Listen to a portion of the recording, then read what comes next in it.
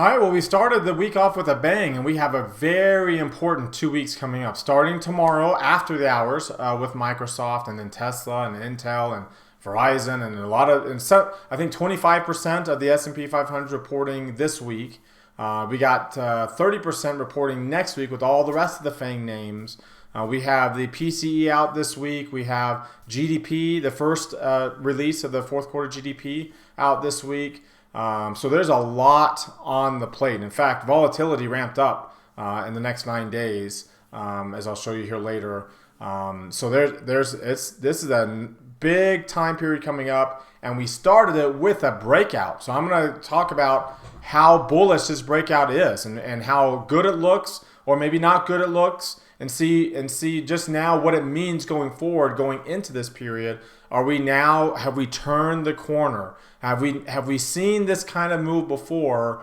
And have we turned the corner into something that can be a lot more bullish that we haven't seen in the past year? So I'm going to break all that down, take a look at what's driving this price action, as we always do. And then our trade idea of the day is an interesting trade of a stock that looks very similar to other recent market outlook trades we've done. It's got big gaps, and we'll talk about what those gaps mean and how to trade them. So let's go ahead and get started. Today is Monday, January the 23rd, 2023. This is the Market Outlook from MarketScholars.com. My name is David Settle. All right, before we get going too far, I invite you to subscribe to our YouTube channel with this icon or the red subscribe button down below. Hit the thumbs up icon to like our video. Comment on anything that stood out to you today. Join our website at MarketScholars.com for free. Follow me on Twitter for more content between the videos. And join our Market Outlook Facebook group that we've created. All right, if you're watching us on our blog, check out some of these other things over here on the right. Come down here to the bottom, click on this heart. It opens up this tab, hit that like button. Same thing here, hit the thumbs up icon. Opens up that tab, hit that like button. Again, the more you like these, the more it helps us get our content out to all of our followers on these platforms, get our name out there, especially, and get it viewed on the different platforms. So thank you all very much for those who do that day after day, and for all those who don't, you can do that right now, right here, while you're watching. All right, let's take a look at the S&P 500 first with the market forecast indicator. And here's our breakout. I mean, ahead of a really important 2 weeks, we started it off with a bang. I mean, this is a good move. We broke above 4,000. We broke above the Fibonacci retracement levels. It's not the first time, right? Since we actually established a low point and drew these lines, we got above it on an intraday basis there. We closed above it there. We closed above it again. So the second time there. A third time we closed above it. The fourth time we got above it, or I guess it would be a fifth time. Let's see, 1, 2, 3, 4, 5 times that we got above it on an intraday basis, right? 3 closes, 2 intraday moves, and then this would be our 4th close, 6th move above those Fibonacci levels. Really, really important move. It also coincides with a break above, with the intermediate line turning back up, dark green shading green line. It's not in the bullish territory yet, and it's not above its market sentiment line yet. See, it failed to get above it there, and it did briefly get into a bit bullish territory with a good, strong bullish near-term run. We are above the 2.5% mark. Again, great, just barely, but we're above it. We didn't get above it over here. So we have some good signs. The momentum, remember, the near-term line follows momentum line. They're actually sitting on top of each other. Usually it follows it, right? So it's sitting on top of each other, and neither one of them got into the upper reversal zone. So not as bullish as we could have been. We were a lot more bullish at the highs, but it didn't hold. So keep that in mind. We came off the highs just a little bit, not by much. We stayed above 4,000. But again, remember, it's not like the first time we've ever broken, and nor did we break on like a strong move. I mean, it's a little bit above the average range, but not that much above average. And it's a little bit, I think it's a little bit below average in the volume, as we'll see here in a minute. So it wasn't necessarily a strong move. And again, we've seen these kind of moves, and we're anticipating the markets. There's a lot of stuff on the docket here, as I mentioned earlier. So the market's anticipating going into tomorrow, so the first day, right? We got Microsoft, and then we're going to have multiple days with stuff going through the next couple of weeks. But a good day nonetheless. If you look at the long-term, let's go back, I wanted to take a look at the other indexes. Let's look at the Dow Jones. Remember, the Dow Jones has been lagging behind. It had been way more bullish over here, but it's been lagging on the bullishness lately, and you can see we did not get above these highs. The S&P got above these highs. The Dow didn't even come close to getting above those highs. Its intermediate line is still dropping, well below bullish territory, well below its market sentiment line. And the short-term sentiment line barely, remember the S&P's got up here, short-term sentiment got here, and we're barely above the moving average. So not quite the nice bullish move, but considering that it's already been bullish, right? The S&P is actually still catching up to the Dow on a bullish standpoint. Looking at the NASDAQ, which has been the most bullish here lately, you can see we easily got above those highs. Very strong move. This is the second consecutive day with 2% moves on the NASDAQ. So if I look at the Qs here, you can see we haven't had that for quite a while. We have to go all the way back to here to September the 30th and October the 4th is the last time we had two consecutive 2% or more days to the upside. Now these were coming off some down period. If you look at September 30th and let's go back over here and look at the NASDAQ again. If you look at September 30th and October the 4th, so that would be right here, or so it would be October the 3rd and the 4th. So these 2 days were we were coming off a down period. We had those 2% up days in a row, and we just continue to have more declines afterwards.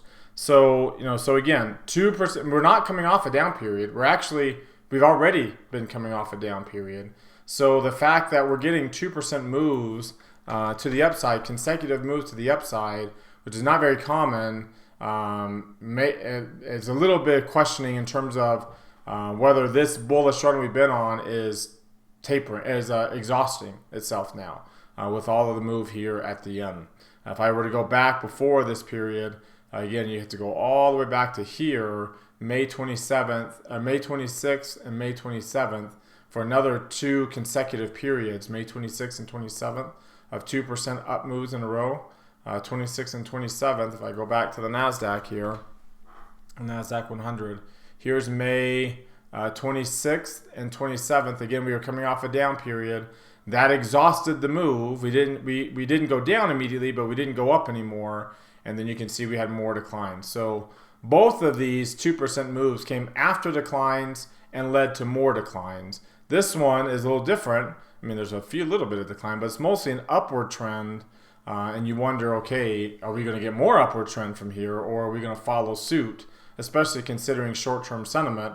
I mean, two consecutive 2% moves to the upside should really get a good momentum line move. And the momentum line did not get very high into the upper reversal zone. And, again, you wouldn't expect the near-term line. But at least its intermediate line is above market sentiment. Market sentiment is a lot lower than the S&P and the Dows because we've been a lot less bullish, and we're kind of catching up right now. In the middle is the Russell 2000. The Russell 2000, you can see a good update. Did not get above these highs either, just like the Dow, but at least came close. And is also sitting at major resistance levels from a Fibonacci standpoint. Its intermediate line is above its market sentiment. Had a really good run here earlier, but not strong enough to get the short-term sentiment bullish. So it's a good move today. But from a short-term standpoint, not the move that would be like a breakout move, right?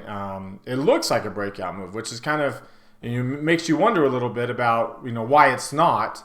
Well, we know why it's not because we got a big basket of data and earnings and the FOMC over the next 10 days or so. In fact, 9 days. When you look at the VIX, VIX 9-day, VIX 9-day, it spiked up today. Right, it really spiked up today because we have, now we have the FOMC is inside this window. So things are, the next 9 days will be really volatile if based off what we're seeing in the VIX 9-day, the very, very short-term volatility ratio. We're getting another bullish candle here, and we are closing above the 40-week exponential. This is not the first time we've done that. We did it over here in November. And that was the last bullish candle we got. We did it over here in August, and we got one more. We had 2 weeks above it, and we failed there. And you can see, obviously, in March, we got above it. After getting below it only for a few weeks, we got above it for 3 before coming back down. So this is not the first time, but it is usually the time that we fail in the bullishness. So a very important time this week to see how we end up behaving here. Of course, your NASDAQ 100 still has not gotten there. It's unlike the Dow. See, the Dow, remember, has been so bullish. The 10 weeks actually above the 40 week. Like, we're back in golden cross territory here. But the NASDAQ, on the other hand, is not, right? And the Russell 2000 is sitting there too, at important level. In fact, when you look at the week's not over with, because obviously we're just barely starting the week. But when you look at the market forecast on the NASDAQ, right, we had not been getting the bear tag here, and we avoided the bear tag as of right now because the moving average is already turning higher. Instead of getting light green shading and a yellow line, we're getting light green shading and a red line last week and a green line this week. So, but you can see it's the same concept. You're barely above the 30-week moving average, so we're getting the same principle of getting a bear tag, right? We've been above it for a little bit of time already on the S&P, and then the Russell, you can see, has also been above it now for a couple of weeks, and potentially turning dark green shading and a green line for the third time, right? The last two times, the second time. This time, you can see that's when it failed too. So it didn't get as strong as short-term sentiment bounce, though, last time as we did this time. So you can see how important these levels are, and you can see how the market is trying to say, oh, we've got, things are looking good. I mean, that's a good DMI. The ADX is still really low, but busting above 30, breaking down, it's easily below 25, and working your way below 20. That's a good DMI pattern in and of itself. Getting above the cloud, easily above the cloud. You can see we got the, if I zoom in a little bit, you can see I still got a negative 26-day rate of change, barely negative, so it's below the close just barely. But you can see how easily it's going to be positive, depending upon, again, Microsoft earnings don't come out until after tomorrow. So we don't really have any necessarily market moving action tomorrow that we can continue into this if we follow suit. We don't have any kind of trend going yet on the S&P. On the NASDAQ, we're above the cloud too, which we haven't been for a long time, and we don't have one going there either. And then your IWM, we do have a trend. We do have a weak bullish trend going, and we've been above the cloud for a little bit longer. So you can see how, and we have a positive 26-day rate of change. You can see how the seeds are there to really get going to the upside. We just really need to not fail this time, like we did the other times that the seeds were there. And I mean, this is not a good sign. I mean, you got a divergence already, a lower high with a slightly higher high here.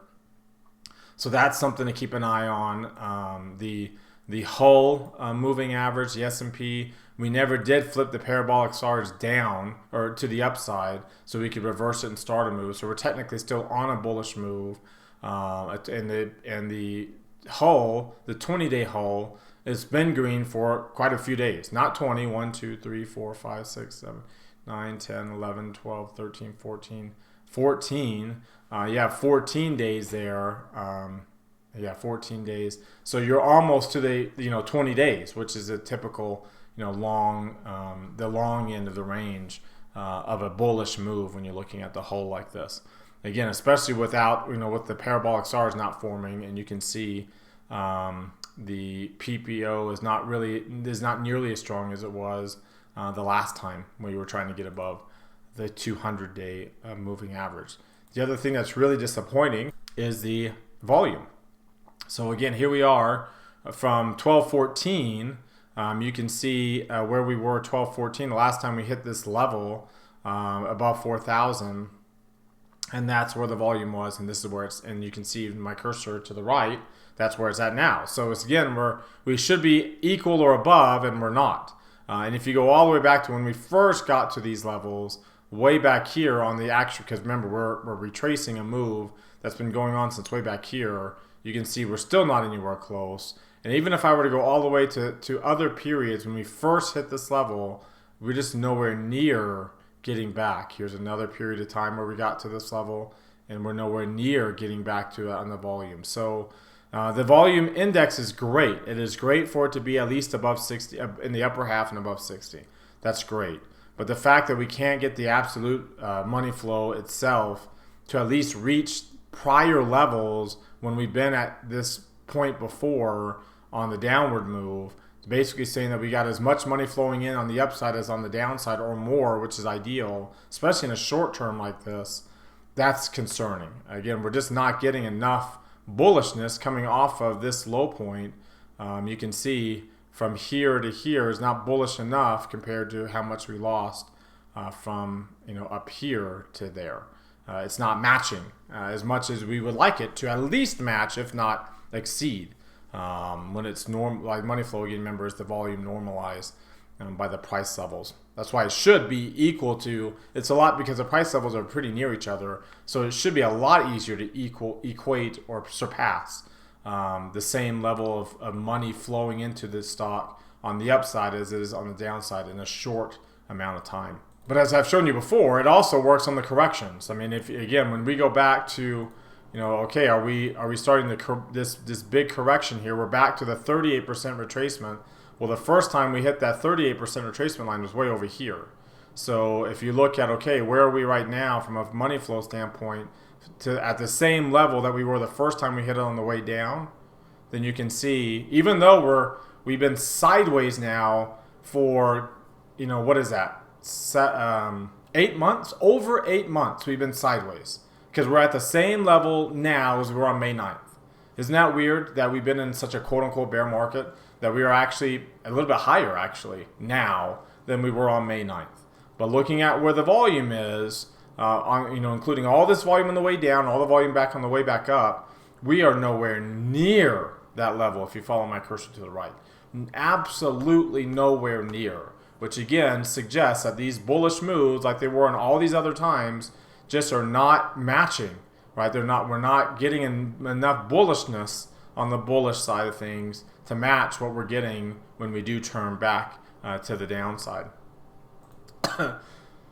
Let's take a look at the intraday move here today.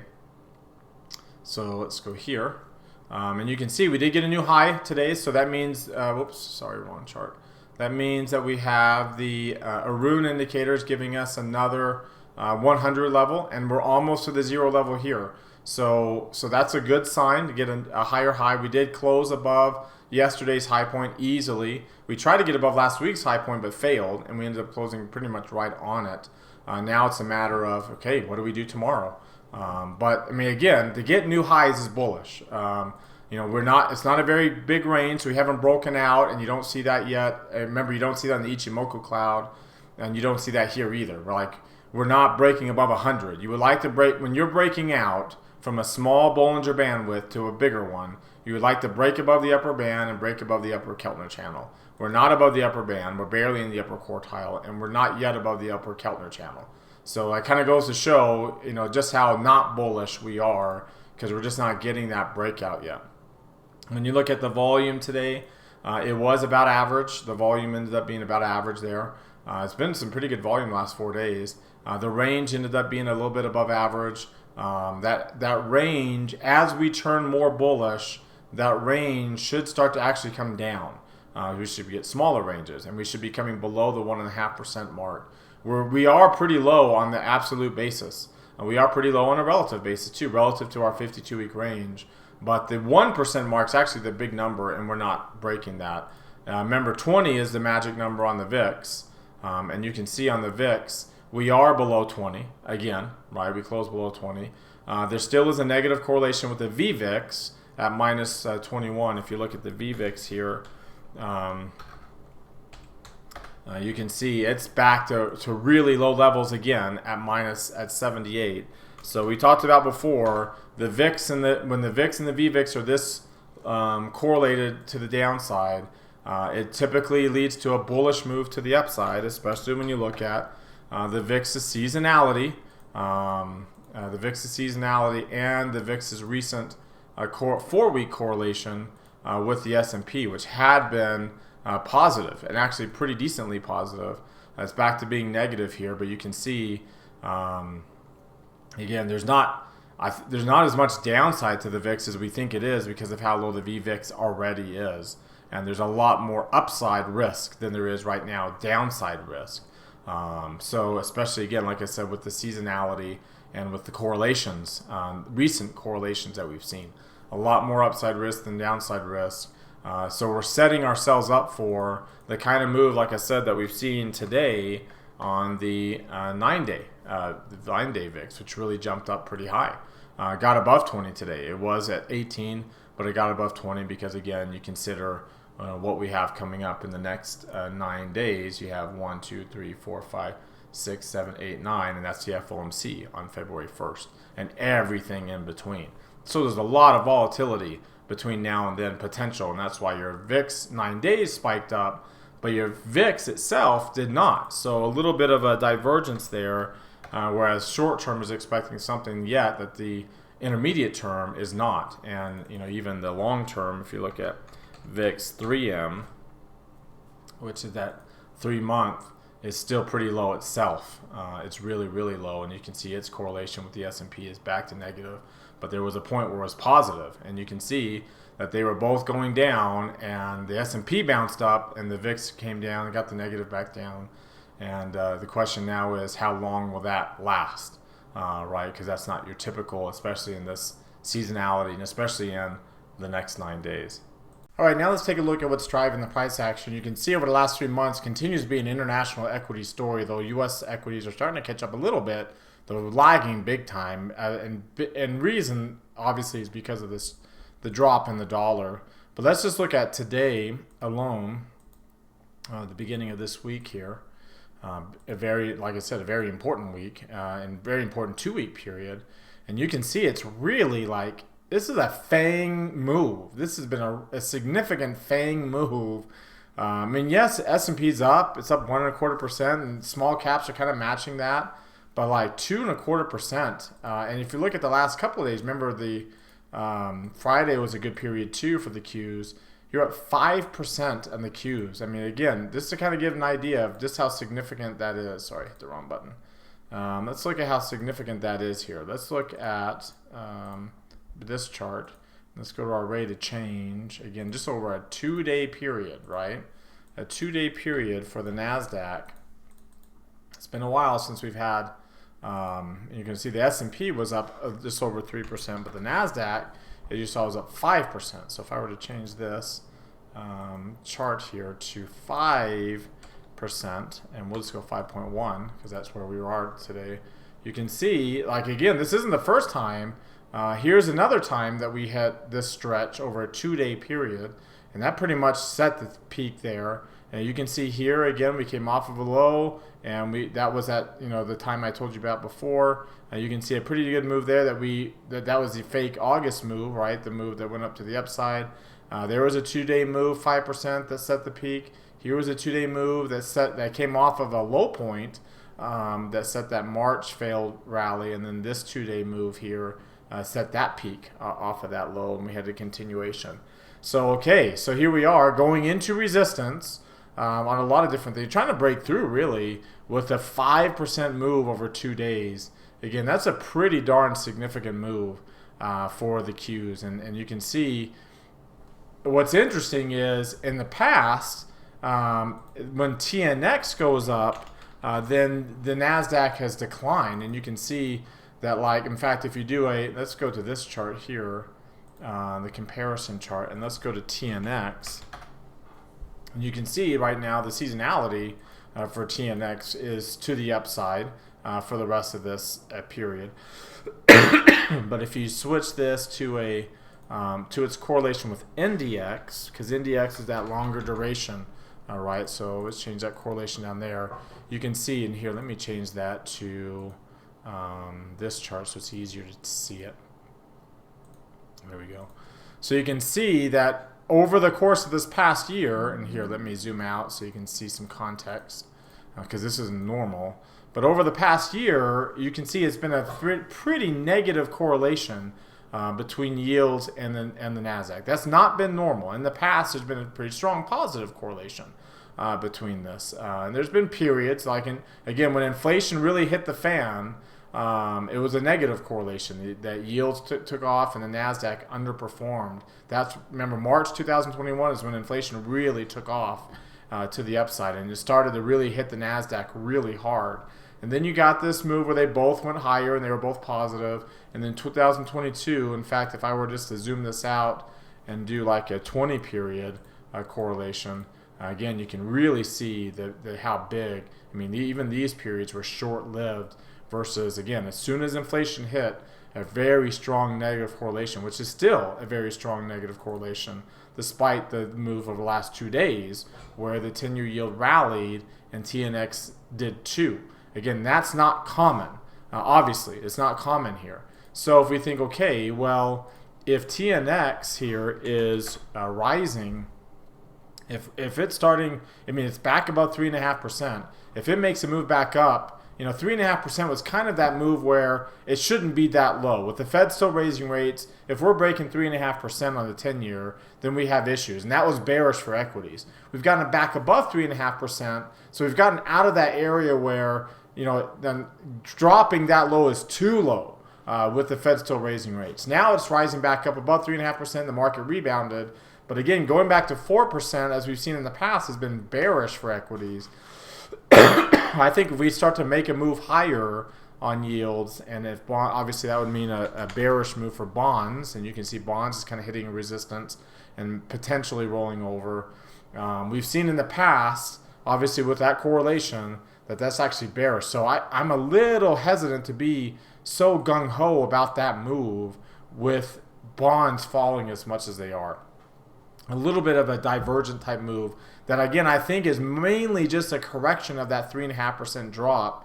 Now that when you look at the 3-month yield here, it's still up here at 3.25 because the Fed's going to raise in 9 days at 4.75%. The 2-year went up just a little bit here to 4.21 from 4.17, and then you can see the 10-year, like I said, got back above 3.5% from being below it. And if that continues to move and these start to move back to the upside themselves, these inversions, we, again, in the past, right, whether it's been here in August, this period here, or this period, in the past has traditionally been bearish for equities when the 10-year yield is rising and recovering this because the Fed is raising rates, widely expected. And you can see the odds of them getting to 5%, not at this next meeting, but at the meeting after that in March, the odds of them getting to 5% has moved up to 88% from being only at 80% just yesterday on Friday. So rates are moving back up as the Fed is still, we'll find out just how legit the Fed is. And with the earnings season coming up, and I just tweeted out this idea about layoffs typically are not bullish for equity performance over extended period of time. The headlines can help, but over extended period of time they actually hurt stock performance. So this idea of layoffs are coming, and the idea of rates still rising may mean that this move, especially in this long duration equities over the last couple of days, which have just killed it, and you can see it here on the sector move. So if I go to the sector rotation here, and then you look at the last 2 days alone, so we'll go on Friday and into today. Excuse me. Again, look at that. XLK, XLC up 5%, XLY up 4%. When you look at this Market Watch tab here, you can see where all the top performance is.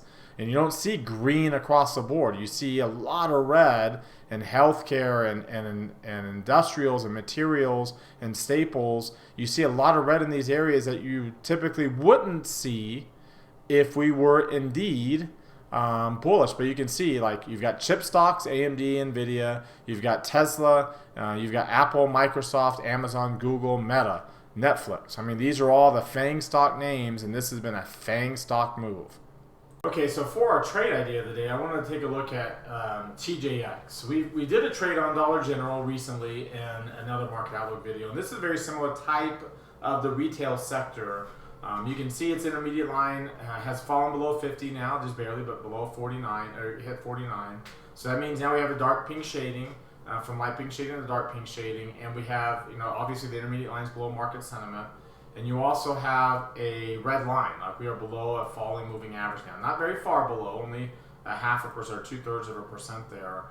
But you can see, like when you look at the long-term view of the chart, we're starting to get bearish candles, and that's how close we are to getting a red arrow here. The line sitting at right around 78, so that's how close we are. We're already getting a bearish candle. We're reversing. We're only one day into this week, so keep that in mind. But here's what really stands out. So you're down below these moving averages, including or really flirting with the 50. The 8 days crossing below the 17, your MACD is going negative. It's been below its moving average. We've been below the 17 now. But look at that gap in volume and look at that gap in these moving averages. That is a tremendous vacuum that stock can fill in here. You can see the volume on the decline has been relatively high. So it's been holding like this decline here with pretty decent volume. When you look at some of the indicator like the Ichimoku cloud, you can see how close we are to a negative rate of change with the red line over here 26 days ago. We are above the cloud still, but you can see how we're filling in this gap, and we've lost whatever trend we had going, that weak bullish trend that I tried to re-engage with there. The ADX is still really high, which opens up the door to a reversal, a pretty decently strong reversal, as long as the ADX is still up there by the time it reverses. That also is an idea here with the Bollinger Bands. What stands out here is you got this failed breakout of this Bollinger Band. You have this significant squeeze pattern where you really squeeze hard and you broke out big time, even above the Keltner channel, and then just failed.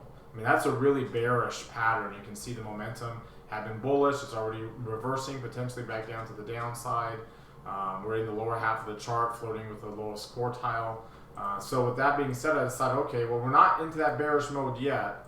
But what I decided to do is kind of, because I have 25 days to February expiration, I still have a short amount of time I can do a quick trade until I get more confirmation I can do a longer term trade.